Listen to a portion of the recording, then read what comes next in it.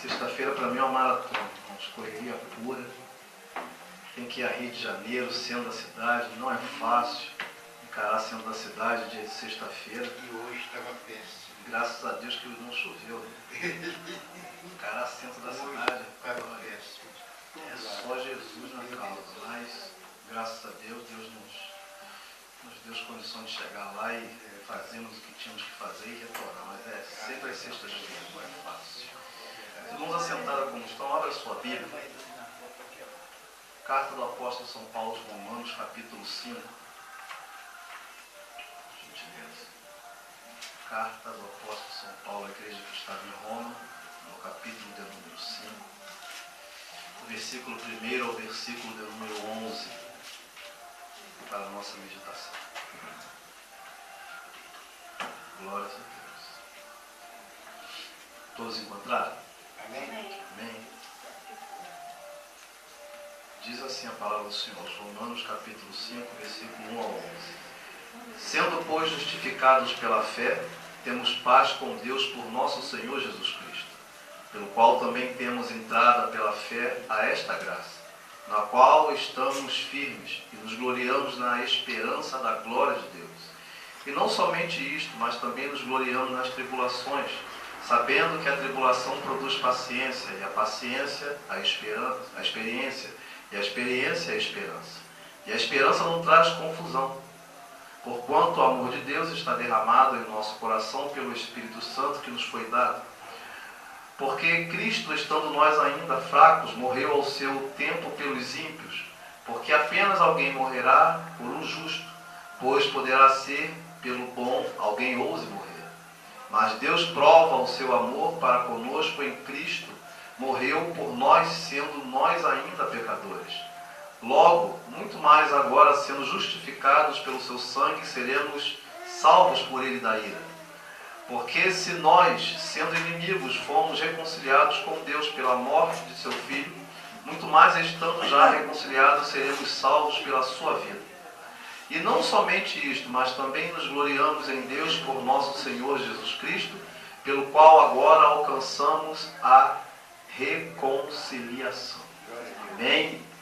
O apóstolo Paulo, eu costumo sempre dizer, irmãos, que o apóstolo Paulo ele se supera no seu ministério, ele se supera como alguém que estava pronto, preparado para fazer a obra de Deus, quando ele escreve a carta aos Romanos. A carta aos Romanos é simplesmente, irmãos, um verdadeiro baú de tesouros dentro de um livro, dentro de uma carta.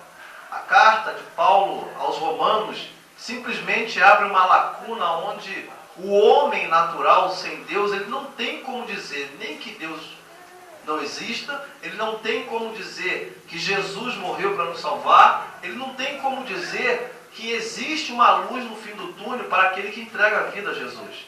Quando nós olhamos Paulo escrevendo essa carta aos Romanos, desde o seu capítulo 1, ele vai chegar aqui no capítulo 5, ele vai falar acerca da justificação pela fé e a paz com Deus.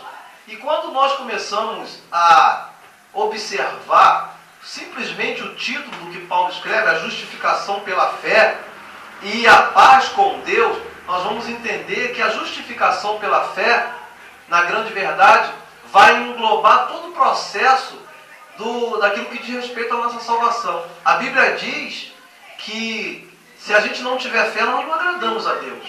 E a Bíblia vai dizer que verdadeiramente Abraão creu e o credo de Abraão foi imputado como justiça naquele tempo onde não havia Bíblia, não havia pergaminhos, não havia nada para que se pudesse se apegar e crer que Deus existia. Os irmãos conhecem muito bem a história de Abraão. Abraão, por uma questão divina, ele sai da terra onde ele estava ali, em Ur dos Caldeus, ele vai sair daquela terra, ele vai em direção a Canaã, vai peregrinar em Canaã, e depois de uma determinada idade, ou já avançado em dias, Abraão vai ter experiências fantásticas, tanto com Deus como com a vida. Naquele próprio lugar, Abraão vai passar a ser pai com uma idade super avançada. Sara vai ser mãe com uma idade super avançada. Deus dá um filho que havia prometido a eles. E Abraão então passa a ser conhecido como o pai da fé. Por que o pai da fé? Porque Abraão em tudo somente usou a fé para ter sua vida com Deus. Irmãos, vida com Deus é uma vida de fé. Sem fé é impossível agradar a Deus. A Bíblia diz que pela fé, a Bíblia diz isso, se nós tivermos fé verdadeiramente, ou se ela for pelo menos do tamanho de um grão de mostarda, a Bíblia vai dizer que é o menor grão do mundo, nós temos condições de dar ordem a uma montanha para que ela se lance no precipício. Ou seja, o que significa isso na questão onde nós possamos nos apegar na hermenêutica, ou seja, na interpretação. Ou seja, um pouquinho de fé faz coisa grande. A questão toda é que se nós tivermos, como diz a Bíblia, a nossa fé do tamanho de um grão de mostarda, nós podemos realizar coisas grandes. Já percebeu que a fé de muitos ou do povo de Deus nos dias atuais não é nem do tamanho de um grão de mostarda? Por isso que não acontece nada. Até porque a fé das pessoas está muito preocupada com aquilo que elas desejam, não aquilo que Deus deseja. Então Abraão foi esse homem que pela fé, irmãos, ele saiu e ele teve uma vida simplesmente fantástica. Não levou pessoas com ele, levou a esposa, levou o seu sobrinho Ló, levou funcionários que ele tinha, levou uma quantidade de animais que ele tinha, mas na verdade tudo que Abraão usou durante toda essa peregrinação foi fé. Só fé, mais nada, irmãos. Só fé. E aí nós ficamos olhando para isso. Paulo quer entrar nesse assunto aqui de fé e quer entrar também no assunto em ter paz com Deus. Preste atenção, ter paz com Deus não significa que vamos ter paz no mundo. Essa paz com Deus é uma paz interior, não é uma paz exterior. Exteriormente, irmãos, é tudo que nós estamos vendo aí. É todo esse caos que nós estamos vendo na sociedade. É tudo de mais ruim que seja, que nós temos tomado conhecimento todos os dias. A questão é, nós temos paz com Deus dentro de nós. E aí, Paulo, escrevendo sempre para um povo que ainda não conhecia a Deus, Paulo começa a trazer alusões a determinadas passagens, e ele começa dizendo que, sendo, pois, justificado pela fé, temos paz com Deus por nosso Senhor Jesus Cristo. Se nós formos justificados pela fé, tem que haver fé em nós. Tem que haver fé, irmãos. Volta Paulo ao assunto fé de novo. O que é fé? Já sabemos o que é isso. É um firme fundamento das coisas que não se veem, mas a certeza que elas acontecerão. Isso é fé. Porque fé não é por vista.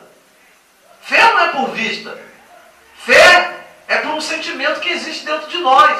Se nós precisarmos ver alguma coisa, não precisa empregar fé. Nenhum de nós vamos precisar empregar fé, já estamos vendo. A questão é que nós lidamos com Deus, que esse Deus coloca diante de nós toda uma vida com Ele baseada pela fé. E como ter vida com Deus baseada pela fé? Palavra de Deus. A palavra de Deus. A palavra do Senhor produz fé. A própria Bíblia, o próprio apóstolo, ele vai falar isso. A palavra de Deus produz fé. Você vai abrir a sua Bíblia aí em Romanos capítulo 10, versículo 17. A Bíblia diz que a fé vem pelo ouvir. E ouvir a palavra de Deus. É a fé, irmãos. Ninguém... Aí você vai dizer, pastor, mas Abraão, ele não ouviu a palavra de Deus. Como que Abraão não ouviu a palavra de Deus? A voz de Deus não veio a Abraão. Veio a ele uma voz que ele nunca ouviu na vida dele. Veio a ele uma voz que ele nunca imaginou que seria uma voz de um invisível, de um nada. E ele crê nisso. Ele crê nisso, a ponto de tomar uma decisão, um posicionamento naquele momento. E ninguém tirou da cabeça dele aquilo que ele estava crendo. Ninguém tirou da mente dele. Eu tenho certeza que dentro dessa história, muita gente vai falar, rapaz, mas para onde você vai? Isso aí é coisa da sua cabeça. Isso aí, rapaz, não existe. Cadê esse Deus? Por quê? Os deuses de Ur dos Caldeus eram deuses feitos pelas mãos dos homens. Qual é o Deus, onde Ele é, como é que Ele é? Não sei, nunca vi, ouvi a voz. E nós também nunca vimos a Deus, irmãos. Ninguém aqui nunca viu Deus. Nós nunca vimos Jesus. Não sabemos como é a fisionomia, ou como era a fisionomia de Jesus. Não temos noção de nada disso. A grande verdade é que nós estamos prosseguindo por fé. Porque se a gente está dando continuidade, só pode ser fé. Nós não estamos na casa de Deus à toa porque a gente gosta ou porque é um lugarzinho melhor para estar. Não, nós estamos seguindo esse caminho porque existe fé no nosso coração. Mas essa fé ela tem que ser cada vez maior. Ou seja, quanto mais a gente ouve a palavra de Deus, mais o nosso coração vai se enchendo de fé, mais a nossa vida vai se enchendo de fé, mais o nosso ser vai se enchendo de fé. Então, ele vai falar acerca de sendo justificado com Deus pela fé, pelo qual também temos entrada pela fé a esta graça, ou seja, esse favor imerecido, na qual estamos firmes e nos gloriamos na esperança da glória de Deus. E não somente isto, mas também nos gloriamos nas tribulações, sabendo que a tribulação produz paciência. Preste atenção nisso, e a paciência é a experiência, e a experiência é a esperança. E a esperança não traz confusão, porquanto o amor de Deus está derramado em nosso coração pelo Espírito Santo que nos foi dado. Agora preste atenção. Eu vou perguntar aqui, se eu perguntar nessa noite, quem aqui tem esperança? Todo mundo vai levantar a mão. E se a igreja tivesse super lotada, todo mundo ia levantar a mão. Mas deixa eu dizer uma coisa para os irmãos. Só tem esperança quem tem paciência. Ninguém vai ter esperança sem paciência. A paciência, ela tem que fazer parte da nossa vida. Pastor, mas como a paciência pode fazer parte da minha vida?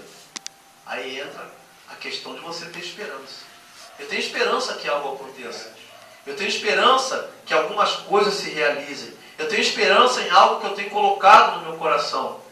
Então eu preciso ter paciência. Porque se a pessoa não tiver paciência, esquece a esperança. Isso é um exercício. Esquece isso.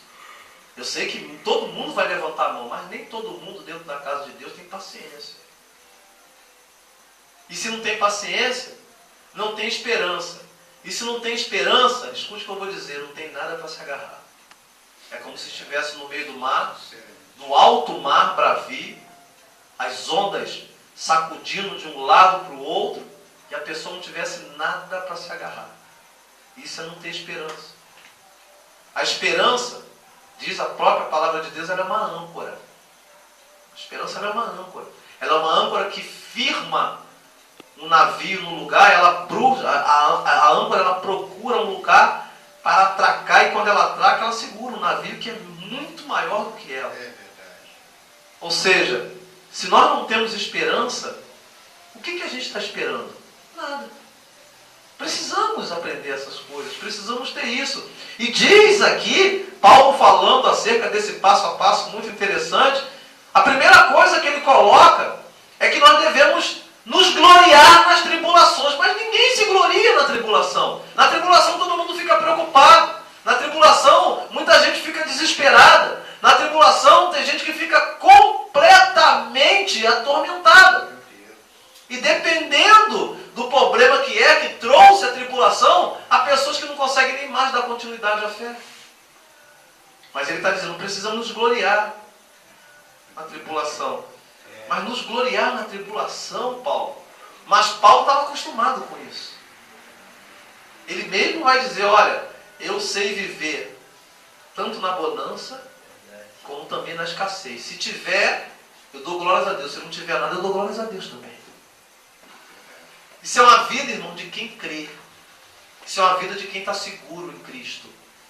E por que nós devemos nos gloriar na tribulação? Porque nós sabemos, diz aqui o apóstolo, que a tribulação produz paciência. Por que a tribulação produz paciência? Porque quando vem um problema na nossa vida, tudo que a gente quer é que ele acabe o mais rápido possível, mas ele tem tempo para acabar na nossa vida. Porque nesse problema, muitas das vezes está a vontade de Deus. Nessa tribulação, muitas das vezes está a vontade de Deus. E Deus, irmãos, Ele tem um tempo certo de realizar algumas coisas na nossa vida. Não vai acontecer no nosso tempo. A Bíblia diz em Eclesiastes capítulo 3, verso 1 em diante, que há tempo para tudo. Há tempo para tudo, irmãos. Há tempo de chorar, há tempo de rir. Tem tempo que a vida está indo bem, a gente só sabe sorrir. Mas tem tempo que parece que tudo está desabando todo dia, a gente só sabe chorar. É verdade. É tempo. Mas também, a própria palavra de Deus vai dizer o seguinte: o choro pode durar uma noite, mas a alegria vem pela manhã. Então nós precisamos compreender que nós somos passivos de passarmos alguns processos na vida. E é isso que Paulo está falando aqui de processos. E processos que não podem ser tirados de nós, irmãos. Processos que têm que acontecer na nossa vida para forjar a nossa fé e forjar o nosso cristianismo. Não tem como, irmãos, a gente exercitar o cristianismo, exercitar Jesus Cristo dentro de nós, sem haver alguns passo a passos na nossa vida. Algumas necessidades que, mesmo que seja necessidade que a gente não quer, mas que precisam acontecer na nossa vida. Eu sei que é difícil, eu não estou pregando aqui nada fácil, porque eu também tenho as minhas dificuldades, tenho minhas lutas, meus problemas. Mas eu não entendo que Deus só vai fazer acontecer o que eu estou pedindo no tempo dele. Porque enquanto ele achar necessário a tribulação para poder vir produzir experiência na minha vida, e nós precisamos de experiência, irmãos. Quem não tem experiência com Deus não tem o que contar. Às vezes as pessoas, nada contra, mas as pessoas correm para as igrejas para ouvir testemunho. Testemunho nada mais é do que experiências. Quando nós precisamos ter nossa experiência com Deus. Os irmãos precisam ter a tua experiência, eu preciso ter a minha experiência com Deus. E essas experiências com Deus vêm sempre nos amargos. Vêm sempre nas dificuldades. Primeiro vem as dificuldades, vem as lutas, depois sim, irmãos, vem as vitórias. Sempre vai ser assim, sempre vai seguir dessa forma. Mas para termos experiência, é muito interessante isso. Isso não vai acontecer se nós não nos gloriarmos na tribulação. É as pessoas que não entendem e vai dizer: rapaz, como é que você está aguentando isso? É porque Deus é comigo. E a qualquer momento essa tribulação vai passar. Louvado seja Deus, glórias a Deus, bendito seja Deus. E as pessoas vão não entender, mas de alguma forma também vão entender que a gente está preso em algo. Tem algo em que nós temos uma certeza de que a nossa vida não vai ser destruída, não vai se acabar por aquela situação que está acontecendo. Existem tempos, e nós sabemos que chega tanta coisa na vida das pessoas, chega tantas lutas, chega tantas dificuldades, parece que a vida em si resolveu ser nossa inimiga, parece que a vida resolveu nos punir por alguma coisa, parece que a vida não quer mais estar em nós e a gente não sabe o que fazer, e os dias vão passando, os meses vão passando, os anos às vezes vão se passando, a ponto, né, de começar a vir os traços, né, do tempo de vida na nossa face, no nosso corpo, e o problema está ali ainda. Mas Deus não se esqueceu da gente por causa disso. Aleluia. Não há um esquecimento de Deus. Apenas nós estamos passando por um período probatório de experiência. E para quem quer ser cristão, precisa entender e aceitar isso. Porque se não entender e não aceitar, não vai ter como ser forjado um cristão dentro de nós. Uma vida cristã firmada dentro de nós. Paulo prossegue então dizendo que a paciência, a experiência, e a experiência é a esperança. Por que que depois da experiência vem a esperança? Porque depois que a gente passou tudo de ruim, e quando a gente olha para nós mesmos, e vemos que nós estamos vivos, que a vida não acabou para nós, que durante todo aquele tempo de tribulação, produzindo experiência, a gente não deixou de nos levantarmos pela manhã, fazer nossos afazeres, não nos faltou nada na mesa, não faltou graça de Deus para nos dar e nos conceder saúde, não faltou o amor e carinho de Deus através do Espírito Santo na nossa vida, não faltou irmãos que nos abraçaram e nos deram palavras de esperança, não faltou até mesmo pessoas que nunca souberam do que a gente estava passando e estava dando uma palavra onde você entendia que era Deus falando pela boca de nunca quem o conheceu para nos trazer um alívio. para nos trazer um refrigério. Como você começa a pensar nisso, vem esperança. Aí você fala assim, rapaz, isso vai passar. Aleluia.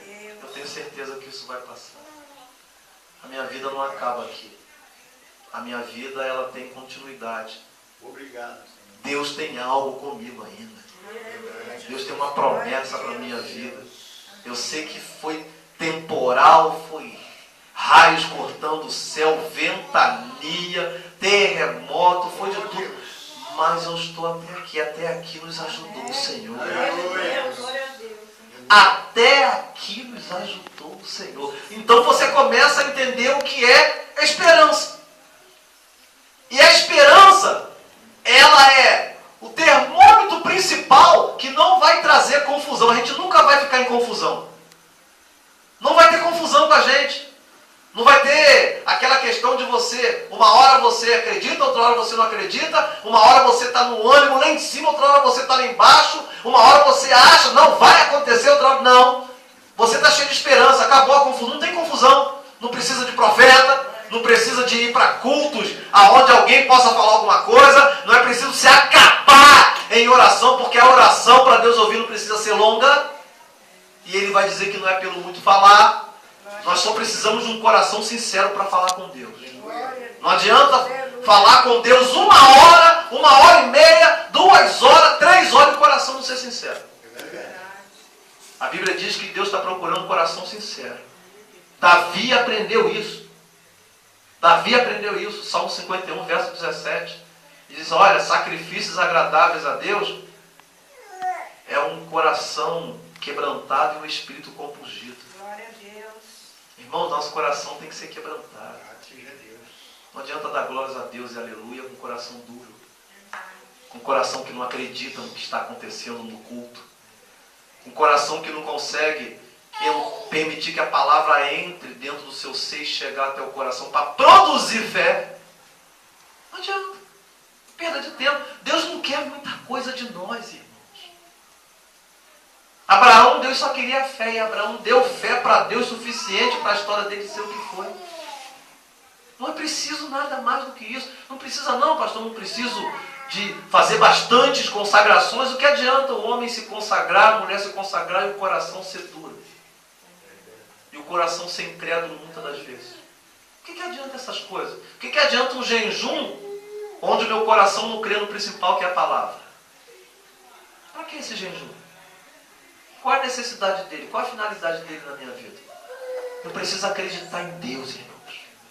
Eu preciso crer que o Senhor é comigo. Eu preciso acreditar naquele Salmo 46, que pode abaixo. As coisas abalam. Os irmãos veem o que nós estamos passando nesses dias. Os irmãos veem o que nós estamos vivenciando esses dias, irmãos. Não há segurança em nada. Não há aonde ninguém se apegar, em que confiar, em quem acreditar. Nesse tempo aí eleitoral que nós ainda estamos, acreditar em quem? Quem que vai ajudar? Quem vai fazer as coisas certas?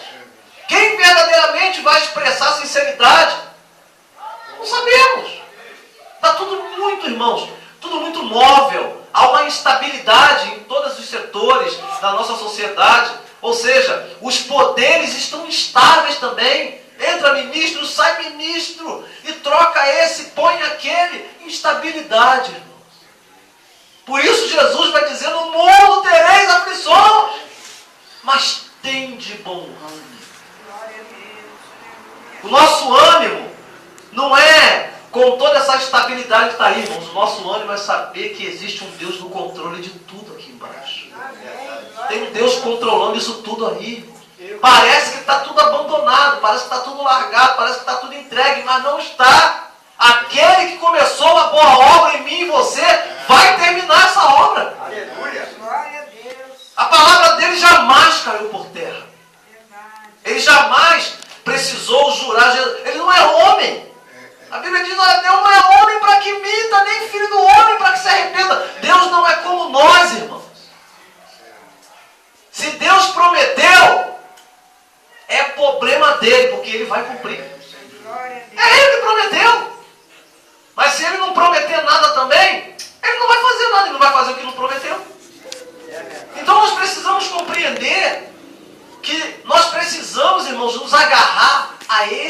Deus através do sacrifício de Jesus Cristo. Jesus Cristo fez um sacrifício por mim e por você. E quando nós ainda éramos, Paulo está dizendo aqui, nós ainda éramos inimigos de Deus pelos nossos pecados.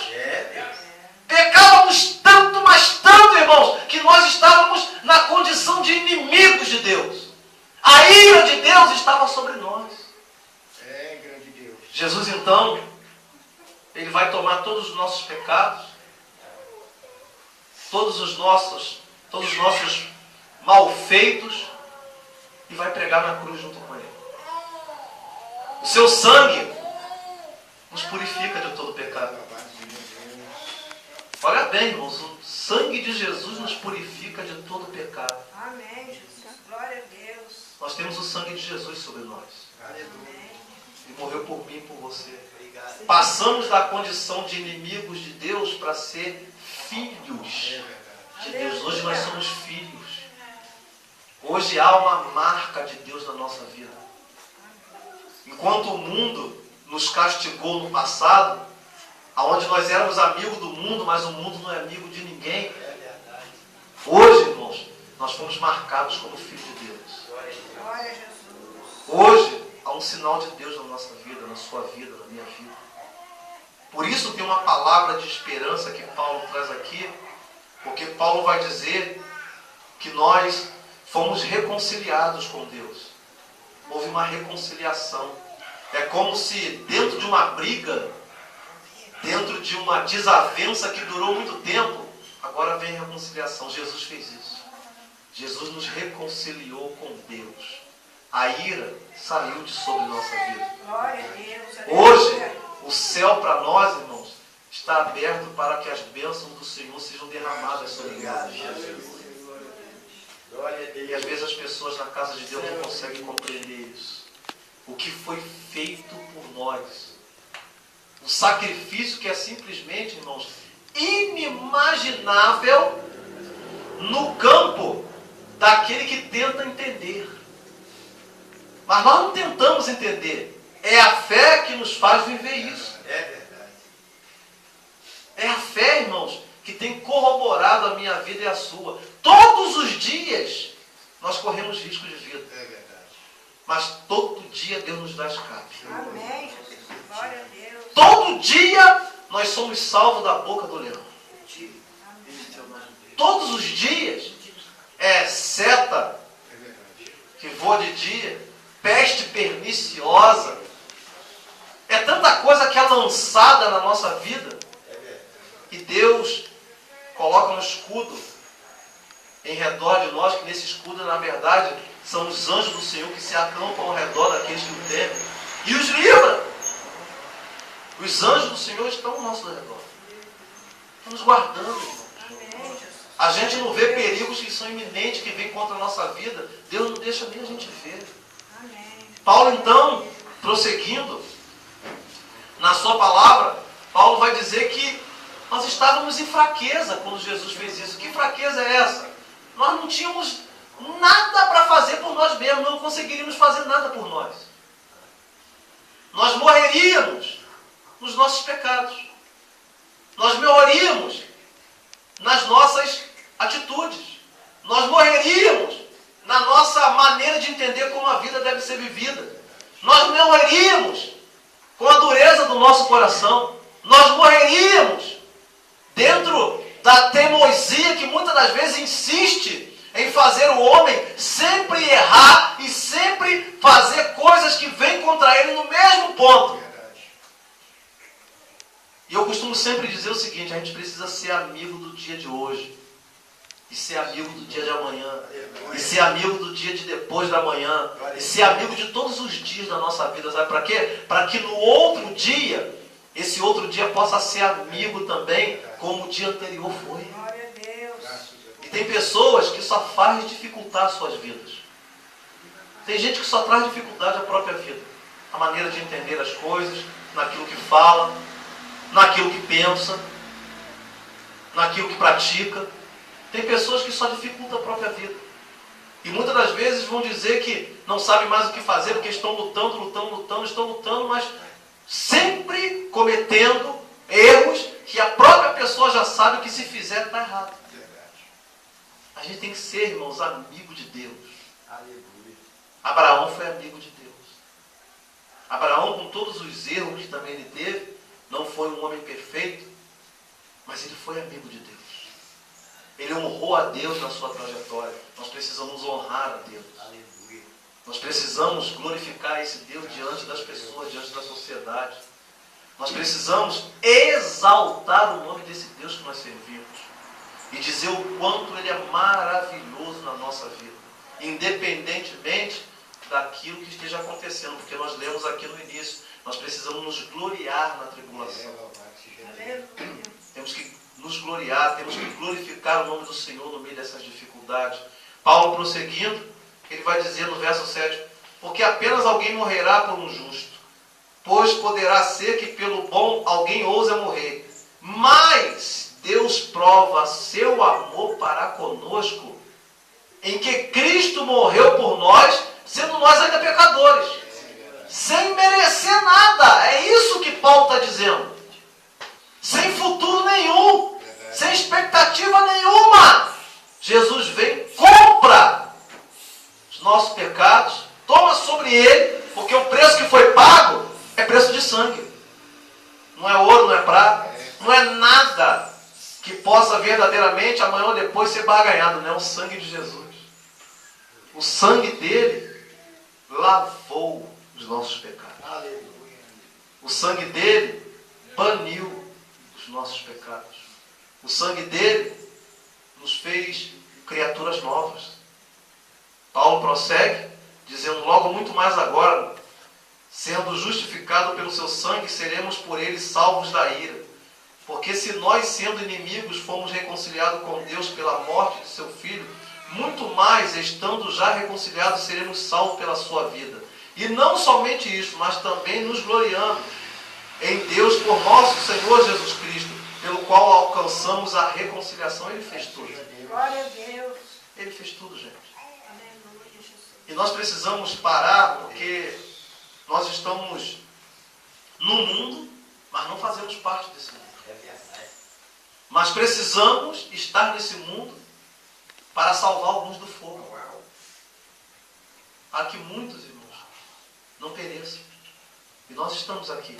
Porque a Bíblia vai dizer, no texto áureo do Novo Testamento, que Deus amou o mundo de tal maneira que deu o seu único Filho para que todo aquele que nele crê não pereça, mas tenha a vida eterna. Agora a gente também vai acabar de cumprir isso aí.